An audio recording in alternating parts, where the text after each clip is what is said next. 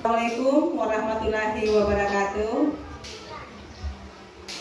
Puji syukur kita haturkan kehadirat Allah Subhanahu wa Ta'ala karena atas berkat rahmat serta hidayahnya sehingga kita masih diberikannya kesempatan untuk hadir di tempat ini. Yang terhormat Bapak Kepala Sekolah, yang terhormat Bapak Ibu Guru yang berkenan hadir di tempat ini, dan teristimewa kepada rekan semuanya. Ya, baik, di sini saya hari ini akan mensosialisasikan tentang budaya positif, yaitu menyebarkan penerapan dan pemahaman pengalaman budaya positif. Budaya positif, kita tahu apa itu budaya positif. Ya, budaya positif ini merupakan pembiasaan baik yang ada di sekolah untuk mewujudkan tujuan Merdeka Belajar mencapai pelajar berprofil Pancasila. Ya. Lanjut. Ya. Pada konsep inti budaya positif ini ada 8 yang akan diterapkan, yaitu pertama, perubahan paradigma belajar, kemudian disiplin positif, kemudian nilai-nilai kebajikan, yang keempat, kebutuhan dasar manusia, kelima, motivasi perilaku manusia, keenam, posisi kontrol guru, yang ketujuh, keyakinan kelas, dan kedelapan, segitiga restitusi. Jadi ada 8 poin ini yang ada dalam konsep inti budaya positif. Ya. Kita lanjut. Yang pertama, perubahan paradigma belajar. Apa itu perubahan paradigma belajar? Yaitu pembelajaran dengan paradigma baru merupakan pembelajaran yang dirancang berdasarkan prinsip pembelajaran berdiferensiasi. Ya, yang bagaimana yang berdiferensiasi itu?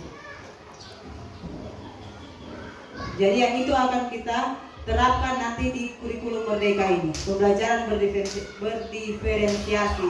Bagaimana kita sebagai seorang guru ini memetakan siswa sesuai dengan kebutuhannya. Jadi murid belajar itu sesuai dengan kebutuhan dan keinginannya.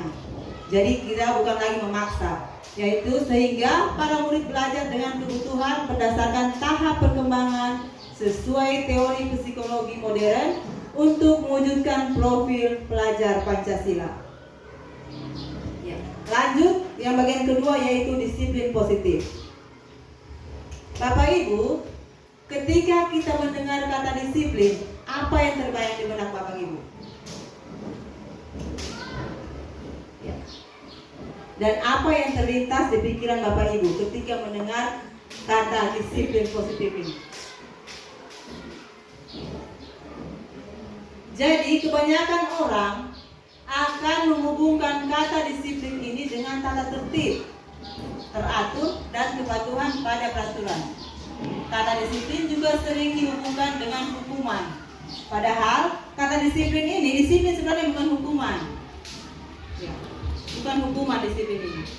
Jadi dalam budaya kita makna kata disiplin dimaknai menjadi sesuatu yang dilakukan seseorang pada orang lain untuk mendapatkan kepatuhan. Kita cenderung menghubungkan kata disiplin dengan ketidaknyamanan. Padahal sebenarnya disiplin ini untuk diri kita sendiri. Jadi seperti kita datang ke sekolah, saya besok datang cepat karena takut dimarah kepala sekolah. Kalau disiplin yang itu yang kita terapkan, itu tidak akan berlangsung lama, karena itu dari faktor intrinsik, adanya ketakutan terhadap kepala sekolah.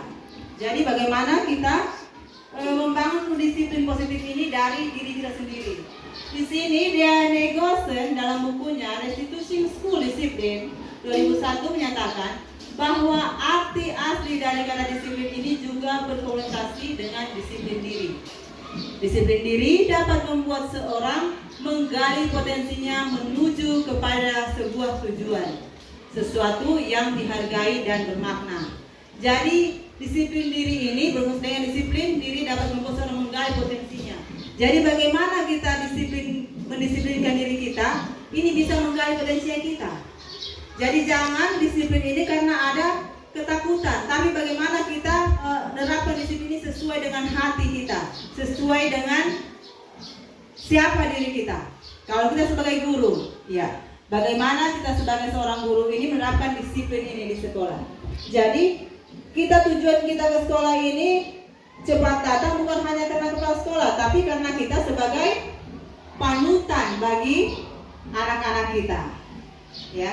Jadi kalau tadi disiplinnya karena kepala sekolah, bukan karena kita sebagai seorang guru atau keputusan kita sebagai seorang guru, maka itu tidak akan berlangsung lama karena hanya takut. Tapi kalau itu dari diri, dari hati, insya Allah nanti akan bertahan lama karena kita malu pasti dengan anak didik kita dan profesi kita.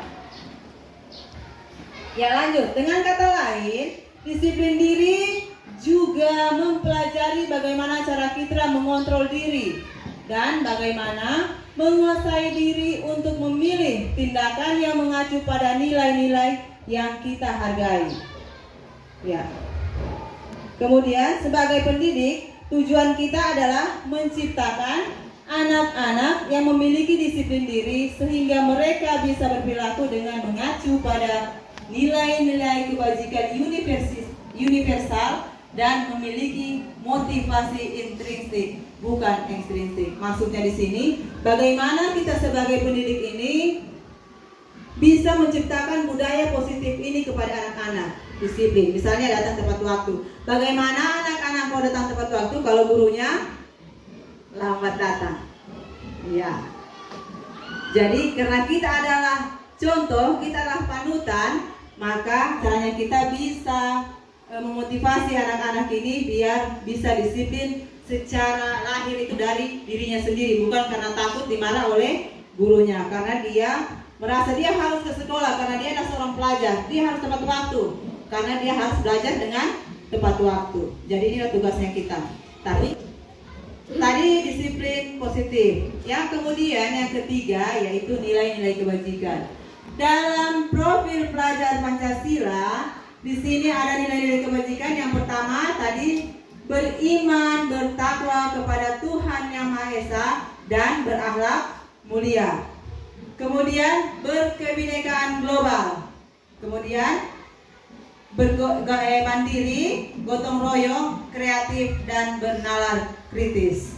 Jadi ini adalah nilai-nilai kebajikan yang ada dalam profil pelajar Pancasila yang biasa kita nyanyikan tiap hari kepada anak-anak pas ice breaking sebelum memulai pelajaran. Jadi ini wajib kita pelajari untuk mencapai profil pelajar Pancasila ini. Kemudian lanjut kebutuhan dasar manusia. Ya. Jadi ada 5 kebutuhan dasar manusia ini, termasuk murid. Pertama, kasih sayang dan rasa diterima, love and belonging. Jadi kasih sayang dan rasa diterima, bagaimana siswa ini merasa dikasihi, merasa disayangi di sekolah ini dan merasa diterima oleh teman-temannya. Jadi kebutuhan itu yang harus kita perhatikan dari siswa. Jadi siswa mungkin dia berperilaku menyimpang di sekolah ini, mungkin ada satu kebutuhan yang tidak terpenuhi. Kemudian kekuasaan, power. Ya. Yang ketiga bertahan hidup, survival. Yang keempat kesenangan, fun, dan kelima kebebasan. Semua manusia pasti ingin kelima kebutuhan ini tercapai. Yang bagaimana tadi kasih sayang itu, dia merasa diterima, dia merasa disayangi di sekolah ini. Dia merasa diterima oleh teman-temannya, diterima oleh gurunya, merasa disayangi oleh gurunya. Semua siswa berhak mendapatkan itu. Kemudian kesenangan, ya, ini dalam kelas. Bagaimana siswa bisa belajar kalau dia tidak senang? Jadi sebagai guru, kita di kelas kita perhatikan ini. Apakah dia senang dengan kita? Apakah dia senang dengan materi yang kita berikan atau tidak? Jadi ada siswa dalam kelas, kita kasih pelajaran, dia tidak mau mengerjakan. Berarti kita cari tahu apa kebutuhan dasar ini anak yang tidak terpenuhi. Mungkin dari rumahnya atau dari kita sendiri. Mungkin dia kurang senang dengan pelajarannya atau dia kurang senang dengan kita. Ini harus kita cari tahu semua. Jadi ketika seorang murid melakukan suatu perbuatan yang bertentangan dengan nilai-nilai kebajikan atau melanggar peraturan, hal itu sebenarnya dikarenakan mereka gagal memenuhi kebutuhan dasar mereka. Ya. Jadi itu sebenarnya yang harus kita gali. Termasuk di situ tadi kebebasan. Ya, semua orang butuh bebas. Jadi siswa juga butuh kebebasan. Tapi bebas terkontrol. Kemudian lanjut, motivasi perilaku manusia. Diane Gosen dalam bukunya Restituting School Discipline menyatakan ada 3 motivasi perilaku manusia. Yang pertama, untuk menghindari ketidaknyamanan atau hukuman. Yang kedua, untuk mendapatkan imbalan atau penghargaan dari orang lain. Yang ketiga, untuk menjadi orang yang mereka inginkan dan menghargai diri sendiri dengan nilai-nilai yang mereka percaya. Ya. Jadi ada 3 ini motivasi perilaku manusia untuk menerapkan disiplin. Jadi kalau yang ini diterapkan, ya pertama mengenai kenyamanan atau hukuman. Yang pertama tadi saya bilang, kalau kita disiplin hanya karena menghindari hukuman dari kepala sekolah, hukuman dari guru, maka itu tidak akan bertahan lama. Kemudian mendapatkan imbalan. Ya. Kita disiplin karena ingin diberikan hadiah. Nah. Ya, kemudian untuk menjadi orang yang mereka inginkan dan menghargai diri sendiri dengan nilai yang mereka percaya. Ya. Lanjut ke posisi kontrol guru. Pembuat rasa bersalah, ketiga teman, keempat pemantau, dan yang kelima manajer. Jadi kita akan bahas satu persatu. Ya, penghukum. Yang pertama penghukum ini, seorang penghukum dia bisa menggunakan hukuman fisik ataupun verbal yang seperti saya katakan tadi. Ya, dia pasti selalu merasa bahwa hanya dengan suara yang besar, hanya dengan tekanan, hanya dengan emosi, siswa itu dapat belajar. Ya, ini kita lihat. Nada suara tinggi, bahasa tubuh, mata melotot, dan jari menunjuk-nunjuk. Itu posisi penghukum. Kita perhatikan contoh di sini. Penghukum ini. Jadi posisi penghukum ini menghardik, menunjuk-nunjuk, bercakapnya membentak siswa. Jadi dapatkan dari posisi penghukum ini. Kita sudah rasakan selama ini. Saya rasa ibu sudah pernah, bapak ibu di sini sudah pernah menggunakan posisi penghukum ini di dalam kelas. Kita merasa bahwa dengan menghukum, dengan memberikan hukuman, siswa itu akan patuh terhadap kita. Dengan marah, dengan mencubit, dengan memukul siswa, itu semua termasuk posisi penghukum. Kita merasa itu sudah benar bagi kita, dan anak-anak juga menjadi patuh terhadap kita. Tapi apa yang dampak akan kita rasakan ke depannya jangka panjang posisi penghukum ini? Ya, anak-anak pada posisi penghukum ini kemungkinan saat kita marah atau saat kita bersuara keras dia akan patuh. Tapi ketika kita keluar dari kelas baru 5 meter atau 5 langkah kaki kita dari keluar, anak-anak sudah bersorak di dalam. Karena mereka itu hanya patuh sesaat ketika kita marah. Tapi ketika kita mengeluarkan kelas, mereka akan bahagia luar biasa. Karena tadi kebebasan yang ada tadi dalam 5 kebutuhan dasar manusia tadi itu yang termasuk kebebasan, kita ambil dari mereka. Ya, jadi posisi penghukum ini dampaknya bagi murid yaitu kemungkinan murid marah dan mendendam atau bersifat agresif. Bisa jadi sesudah kembali duduk, murid tersebut akan mencoret-coret bukunya atau meja tulisnya. Lebih buruk lagi, sepulang sekolah, murid melihat motor atau mobil bapak ibu guru dan akan menggores kendaraan tersebut dengan paku.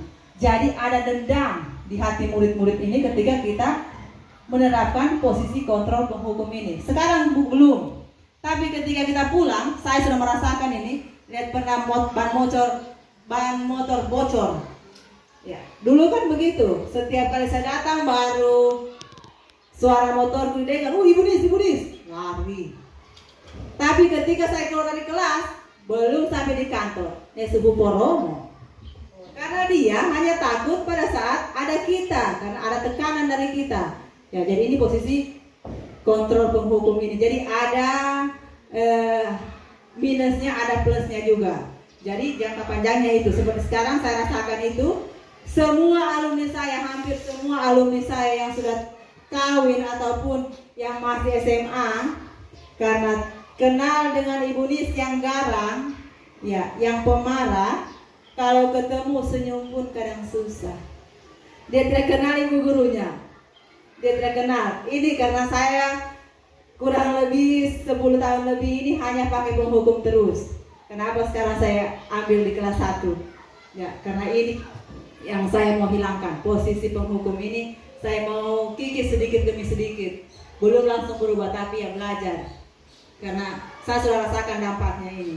Kemudian lanjut posisi yang kedua, yaitu pembuat rasa bersalah.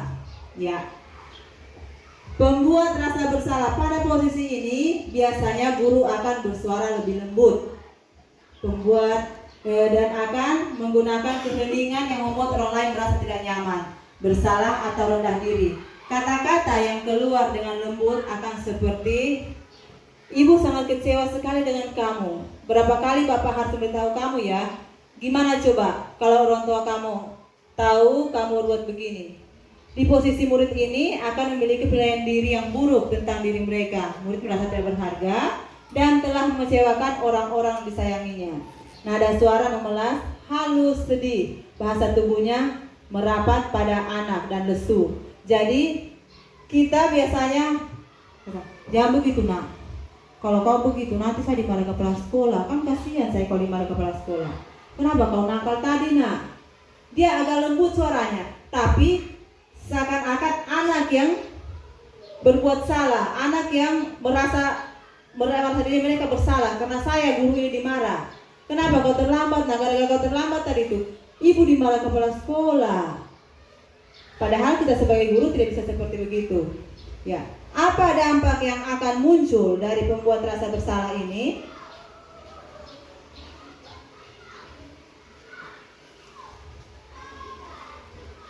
Ya, hasilnya murid akan merasa bersalah. Bersalah karena telah mengecewakan ibu atau bapak gurunya. Dan murid akan merasa menjadi orang yang gagal dan tidak sanggup membahagiakan orang lain. Jadi kadangkala sikap seperti ini lebih berbahaya dari sikap penghukum. Kenapa? Karena emosi akan tertanam rapat di dalam tubuh murid. Jadi murid menahan perasaannya. Tidak seperti murid dengan guru penghukum, di mana murid bisa menumpahkan amarahnya walaupun dengan cara negatif. Kalau dirasa bersalah ini murid merasa tertekan, ya. Jadi sepertinya yang tiba-tiba meletus amarahnya dan bisa menyakiti diri sendiri atau orang lain. Jadi bersalah ini dilihat sepintas tidak berbahaya, tapi lebih berbahaya ternyata dari posisi penghukum karena dia ini menyimpan di dalam hati. Kalau penghukum tadi dia bisa langsung meluapkan emosinya dengan cara mencoret atau marah dengan teman-temannya di kelas atau mencoret-coret bukunya. Jadi ada dampak-dampaknya juga. Ya. Kemudian yang ketiga, posisi teman. Jadi ada posisi teman. Pada posisi ini tidak akan menyakiti murid, ya.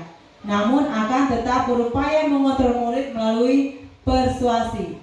Posisi teman pada guru bisa negatif ataupun bisa positif. Positif di sini berupa hubungan baik yang terjalin antara guru dan murid. Guru di posisi teman menggunakan hubungan baik dan humor untuk mempengaruhi seseorang. Mereka akan berkata, "Ayo bantulah demi Bapak ya. Ayo ingat tidak bantuan Bapak selama ini. Ya sudah, kali ini tidak apa-apa. Nanti Ibu bantu bereskan." Jadi setiap ada masalahnya anak-anak itu kita berupaya membantu mereka. Jadi anak-anak itu akan kita anggap sebagai teman. Dia ini tidak lagi menggunakan bahasa yang kasar, tidak menggunakan rasa bersalah, tapi dia ini anggap siswanya sebagai teman. Ya. Jadi nada suaranya itu ramah, akrab dan bercanda. Bahasa tubuh merapat pada murid dan mata senyum jenaka. Jadi dia ini sangat seperti teman, dianggap seperti teman begini siswanya. Posisi kontrol ini juga bagus sebenarnya, tapi ada juga dampak positif dan negatifnya. Positif itu kita bisa bertukar pikiran atau kita bisa mengetahui diri peserta didik kita ini. Tapi negatifnya juga, anak-anak itu tidak akan mandiri. Kenapa dia tidak akan mandiri? Ya.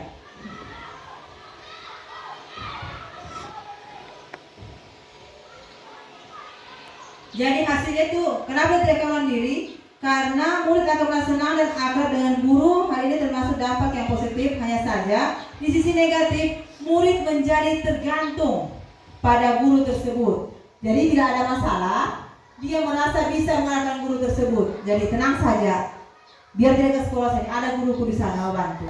Tinggal saya telepon, tenang Pak, ada PR, ibu selesaikan dulu PR, tidak sekolah saya bu, apa ada PR ku, nanti besok saya kerjakan. Jadi dalam teman santai saja dia. Jadi ini dampak negatifnya teman ini. Bagusnya karena kita bisa akrab dengan teman, dengan siswa. Cuma kita dianggap ya, tidak berwibawa bagi siswa. Itu sudah. Jadi tinggal mau-maunya siswa. Ada ibu di sana, gampang tinggal ditelepon. Ibu tidak masuk saya ibu. Padahal ya, itu berakibat buruk juga bagi anak-anak. Jadi akibat lain dari posisi teman, ya, dia akan berbuat sesuatu bila yang menyuruh adalah guru tersebut. Jadi dia hanya akan patuh kepada gurunya. Dia tidak akan patuh kepada guru lain.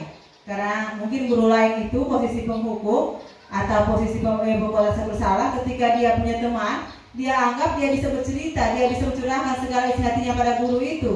Jadi dia tidak akan mau mendengarkan guru lain.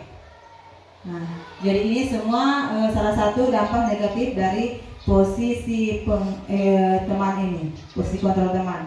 Yang berikutnya, yang keempat, yaitu posisi pemantau. Pemantau berarti mengawasi. Pada saat kita mengawasi, kita bertanggung jawab atas perilaku orang-orang yang kita awasi. Posisi pemantau berdasarkan pada peraturan-peraturan dan konsekuensi. Dengan menggunakan sanksi, konsekuensi kita dapat memisahkan hubungan pribadi kita dengan murid. Sebagai seorang yang menjalankan posisi pemantau, pertanyaannya dia juga seorang pemantau. Ya, jadi dia tanya, peraturan apa? Jadi ada peraturan yang kita buat. Jadi itu yang kita tanya kepada siswanya kita. Apa yang telah kamu lakukan? Sanksi atau konsekuensinya apa? Jadi seorang pemantau sangat mengandalkan perhitungan, catatan, data yang dapat digunakan sebagai bukti atas perilaku seseorang. Posisi ini akan menggunakan stiker, slip catatan, dan daftar cek. Posisi pemantau sendiri berawal dari teori stimulus respon yang menunjukkan tanggung jawab guru dalam mengontrol murid. Jadi dia ini lebih kepada catatan-catatan, stiker, dan daftar cek. Nah, apa dampak positif negatifnya dari pemantau ini? Ya, murid memahami konsekuensi. Jadi hasilnya itu murid memahami konsekuensi yang harus dijalankan karena telah melanggar salah satu peraturan sekolah. Guru tidak menunjukkan suatu emosi yang berlebihan. Jadi kalau siswa berbuat salah, dia tidak marah. Jadi tidak berlebihan emosi. Dia hanya mengatakan siswa itu, kenapa kamu begini, kenapa apa yang kamu langgar. Jadi dia mengembalikan kepada siswa. Jadi guru tidak menunjukkan suatu emosi yang berlebihan, menjadi marah atau membuat merasa berbuat salah. Jadi murid tetap dibuat tidak nyaman, yaitu dengan harus tinggal kelas pada jam istirahat dan mengerjakan tugas. Jadi dia ini kepada konsekuensinya. Jadi misalnya kalau dia datang terlambat 15 menit, kamu terlambat, maka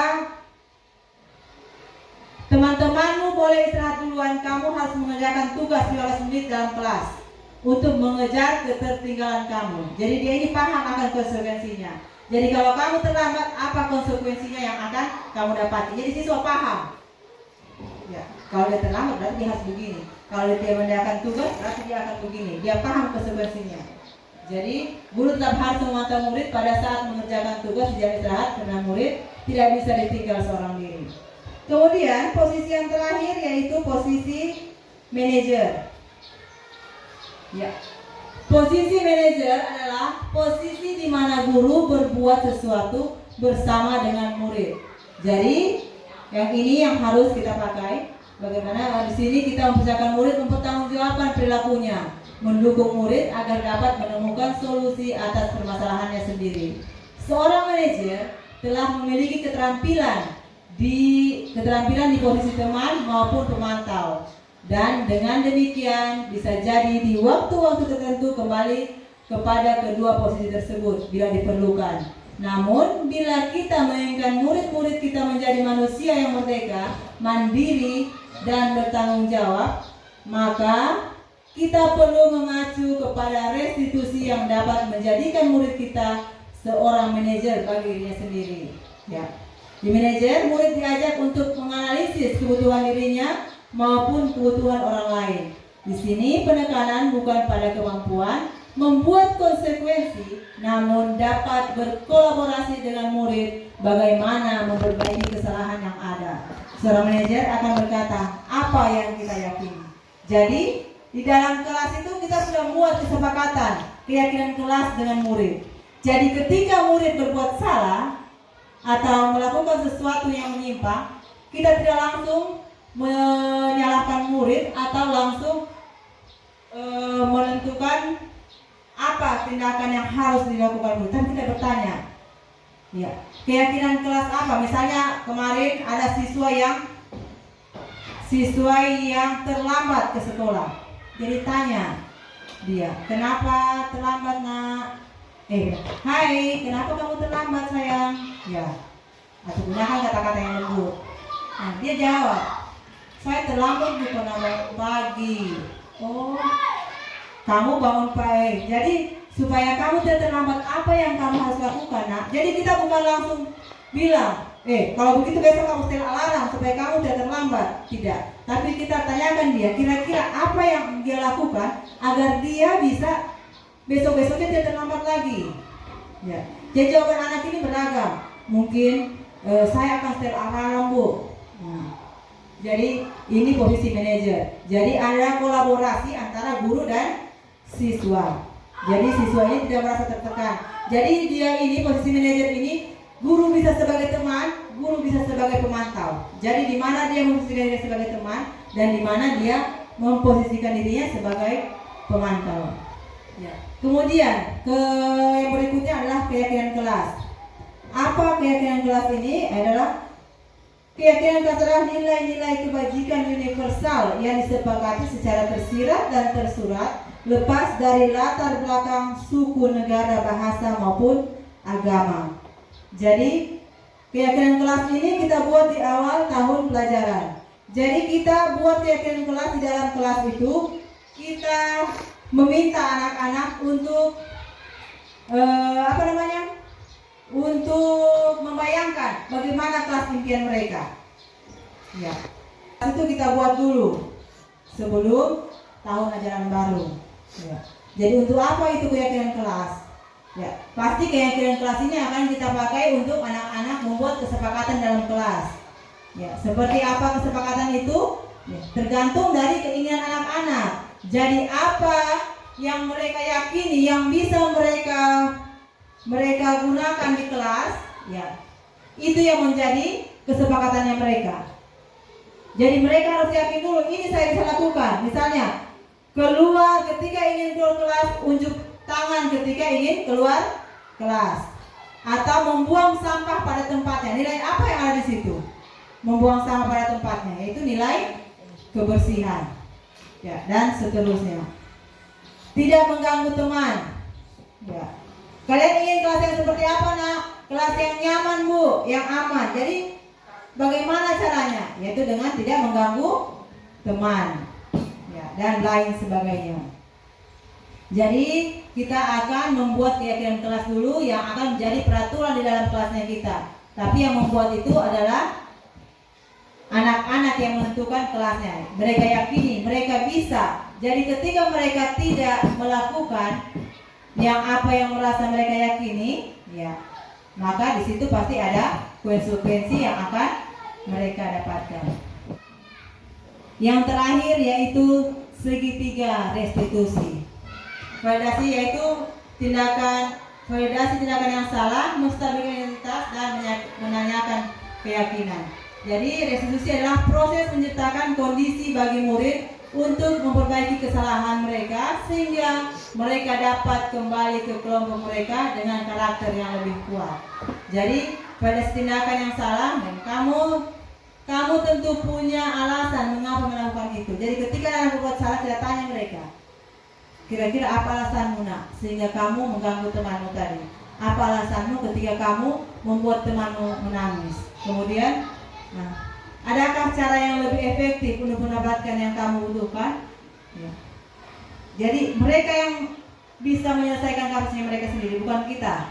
Jadi kemudian tanya kepada mereka, keyakinan kelas apa yang telah kamu sepakati? Keyakinan kelas apa yang telah kamu langgar? Jadi kembali ke keyakinan kelas. Jadi ketika mereka melanggar, pasti mereka punya konsekuensinya. Mereka tahu apa konsekuensinya. Dan kamu ingin menjadi orang yang seperti apa, nak? Kemudian setiap orang pasti melakukan kesalahan dan kamu bukan satu-satunya yang pernah melakukan ini.